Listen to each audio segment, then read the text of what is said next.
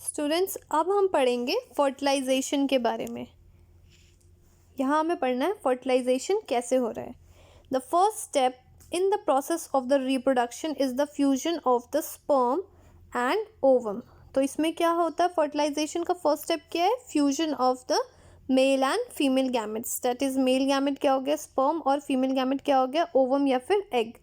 When the sperm come in contact with an egg, one of the sperm में fuse with the egg. जब contact में आते तो क्या होता है, एक स्पर्म एग के साथ फ्यूज होता है।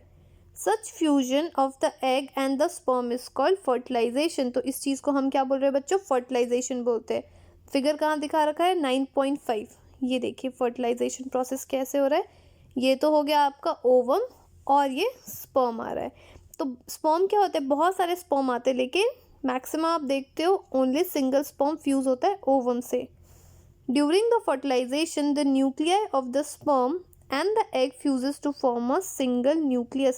तो सिंगल न्यूक्लियस कैसे बन रहा है, फर्टिलाइजेशन के समय सिंगल जो न्यूक्लियस है स्पर्म का, स्पर्म में न्यूक्लियस कहाँ प्रेजेंट होता है, हेड में प्रेजेंट होता है। इसके न्यूक्लियस और ओवम के न्यूक्लियस फ्यूज होके क्या बना रहे हैं, आपको सिंगल न्यूक्लियस बनाते हैं। This result in the formation of the fertilised egg और अ जाइगोट। तो ये क्या बना रहे हैं, फर्टिलाइज्ड एग बना रहे, या तो आपको जाइगोट बोल सकते हो इस चीज़ को। फिगर 9.6 ये देखिए जाइगोट, और ये क्या शो कर रहा है, fusing nuclei. That is sperm का न्यूक्लियाई है और एक क्या है, ओवम का न्यूक्लियाई है। ओके, अब बोल रहा है did you know that the zygote is the beginning of a new individual. तो जाइगोट क्या है, beginning of new individual. Means अब जाइगोट ही फर्दर डिवाइड होके डेवलपमेंट होता है बॉडी में, जैसे जैसे ग्रोथ होते चलती है। The process of the fertilisation is the meeting of an egg cell from the mother and a sperm cell from the father. तो फर्टिलाइजेशन में क्या हो गया, एग सेल कहाँ से आ रहा है, मदर से, और स्पर्म सेल कहाँ से आ रहा है बच्चों, फादर से आ रहा है। सो the new individual inherited some characteristics from the mother and the some from the father। इसलिए क्या होता है, कुछ characteristics मदर से आते हैं और कुछ फादर से आते हैं। Look at your own brother and sister. Even आप ब्रदर एंड सिस्टर को देखोगे तो आप बात करते हो ना कि ठीक है भाई मम्मी पे गया है या सिस्टर फादर पे गई है। ऐसी जो बातें होती है किस पे किसकी वजह से हो रही है, ये कैरेक्टर्स कहाँ से आ रहे हैं, फादर से या तो मदर से। क्यों, क्योंकि इसमें फ्यूजन ऑफ गैमेट्स हो रहे हैं, या तो एग या फिर sperm cell. See if you can recognise the some characters in the similar to those of your mother और योर फादर। आप अपने में देखिए और रिकॉग्नाइज करिए कि कौन सा ऐसा कैरेक्टर्स है जो मदर से मैच कर रहा है या आपके फादर से मैच कर रहा है। Fertilisation which takes place inside the female body is called the internal fertilisation. अब तो ये तो पता लगे फर्टिलाइजेशन क्या होता है, बट अगर फर्टिलाइजेशन फीमेल बॉडी के अंदर हो रही है तो उसको आप क्या बोलोगे, internal fertilisation. The internal fertilisation occurs in many animals including the humans, cow, dogs and hen.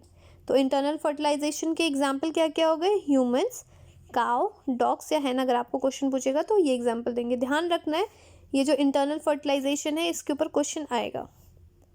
तो अब हम देखते हैं नेक्स्ट पेज पे,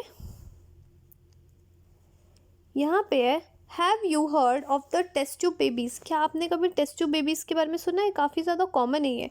आप देखते हो बोलते हो ना कि हाँ ठीक है जो मेरे नोन में है उनका बेबी कैसे हुआ है, टेस्ट ट्यूब बेबी से हुआ है। तो टेस्ट ट्यूब बेबीज़ ये जो वर्ड यूज़ हो रहा है हर जगह, ये क्या है, ये एक्चुअल में टेस्ट ट्यूब बेबीज़, तो इसके बारे में देखते हैं।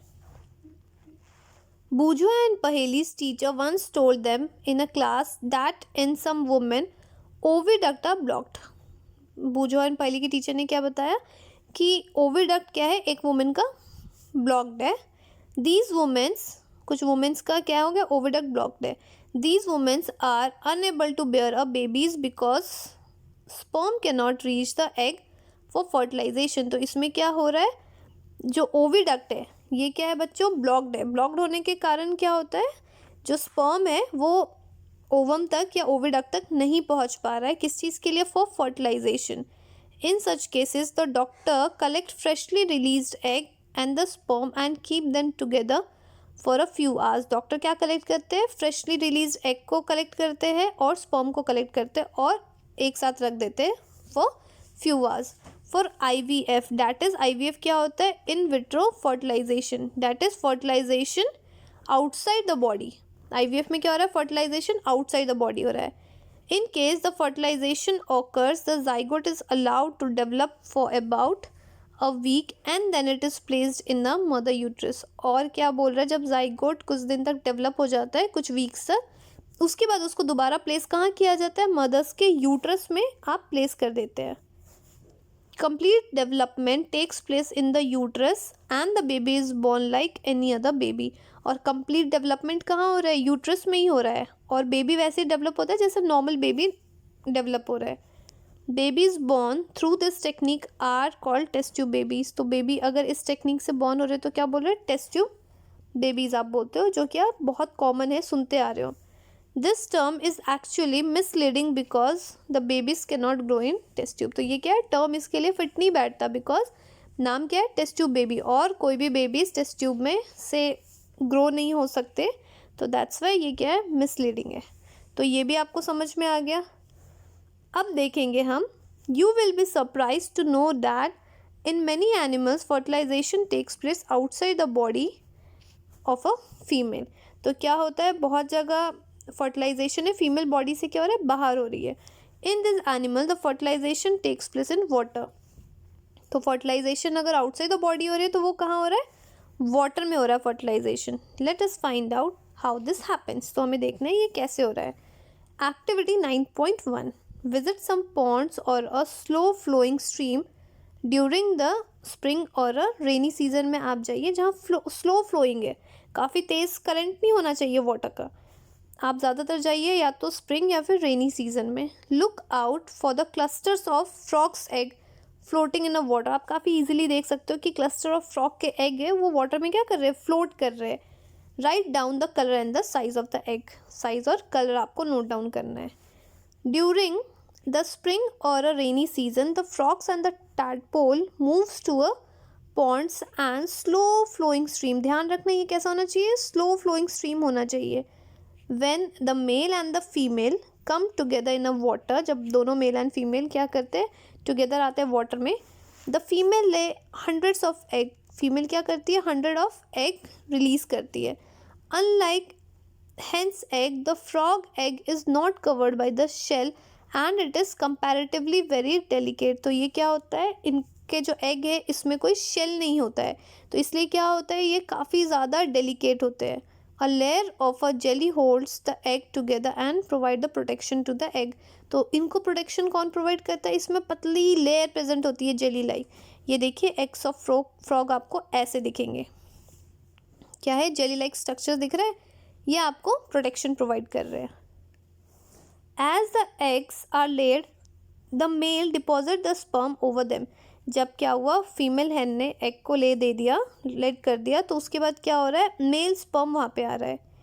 Each sperm swim rapidly and randomly in a water with the help of its long tail. तो क्या कर रहे हैं, स्पर्म कैसे स्विम कर रहा है, by the help of long tail. The sperm come in contact with the egg, और स्विम करने के बाद जहाँ पे उसको एग दिख रहा है उसके कॉन्टैक्ट में आ रहा है। This result in the fertilisation. तो यहाँ पे क्या हो रहा है बच्चों, फर्टिलाइजेशन हो रही है।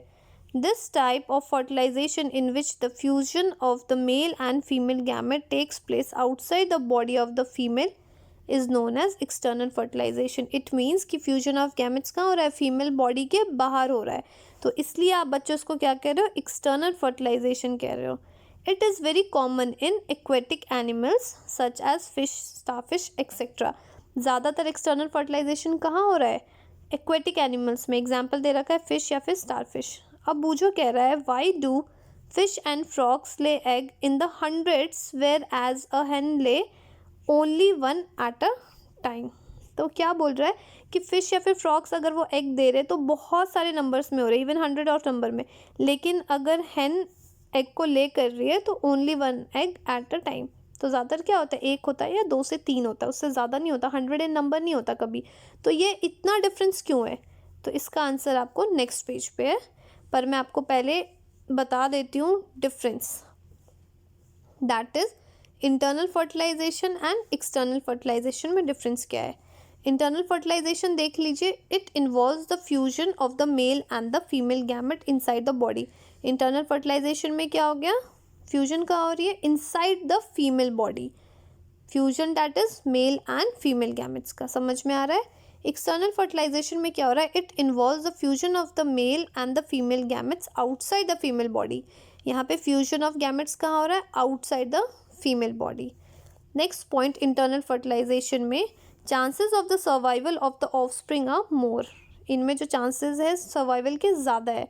Therefore a small number of eggs are produced. क्यों है चांसेस ज़्यादा, क्योंकि इसमें कोई एक्सटर्नली इन्वायरमेंट या फिर हॉट या कोल्ड इसमें नहीं हो रहा है, कोई किसी चीज़ के लिए वल्नरेबल नहीं है। लेकिन आप एक्सटर्नल फर्टिलाइजेशन में देखोगे chances of survival of the offspring are less. इसमें जो ऑफस्प्रिंग के जो सर्वाइवल है ये काफ़ी ज़्यादा कम है, क्योंकि बहुत डिपेंड करता है, अगर वाटर में है प्रेजेंट है एग्स है, या फिर आपका जो मेल स्पर्म दे रखा है, या फिर एग्स है फ्रॉग का ही दे रहा है, तो ये क्या हो रहा है, सर्वाइवल क्या है, काफ़ी ज़्यादा कम है। क्यों, क्योंकि डिपेंड करता है कि कोई दूसरा एनिमल्स आके ना खा ले, या कभी हो सकता है कि वाटर का करंट कभी ज़्यादा बढ़ गया, या टेम्परेचर कभी काफ़ी ज़्यादा हाई हो रहा है, या ह्यूमिडिटी हो रहा है। तो बहुत सारे फैक्टर्स होते हैं, सो डैट कि चांसेस ऑफ सर्वाइवल क्या होते हैं, कम होते हैं। Therefore a large number of eggs are produce. इसलिए क्या हो रहा है कि एग्स क्या है, काफ़ी लार्ज नंबर प्रोड्यूस हो रहे हैं।